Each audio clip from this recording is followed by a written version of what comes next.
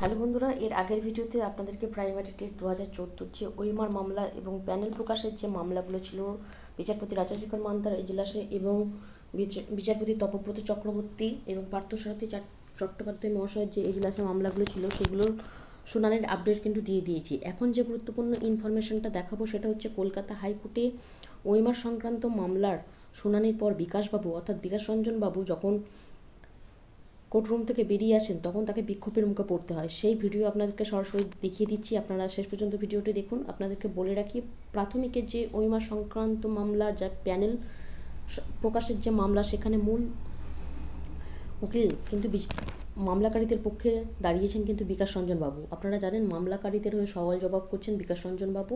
তিনি যখন কোর্টরুম থেকে বেরোন তাকে একাধিক প্রশ্ন এবং বিভিন্ন সওয়াল জবাবের মধ্যে পড়তে হয়।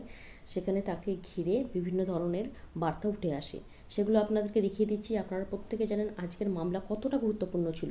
এসএসসি 2016 যে প্যানেল বাতিল হয়েছে তারপর আজকে 30শে এপ্রিল প্রাথমিক টেট 2014 বৈধ কিনা সেই নিয়ে কিন্তু গুরুত্বপূর্ণ মামলা এবং এফিডেভিট জমা দেওয়ার কথা ছিল। সেখান থেকে যে গুরুত্বপূর্ণ শুনানি হয়েছে তার আপডেট তো আপনারা পেয়েছেন, আগের ভিডিওতে দেখে নেবেন।